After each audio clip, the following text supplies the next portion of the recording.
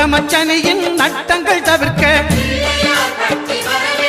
எங்கள் வலம்புரிநாதன் வலக்கை மேலே வாழ்ந்திட வைப்பதும் தாழ்ந்திட வைப்பதும் சனி பகவானின் செயல் அல்லவா. அந்த கணபதி கரத்தை கண்டவர் தமக்கு சனியின் பார்வை நலம் அல்லவா.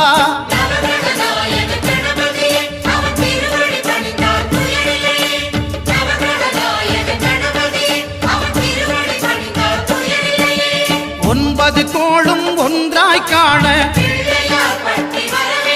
அங்கு கற்பகம் என்னும் கடவுளின் மெய்யில்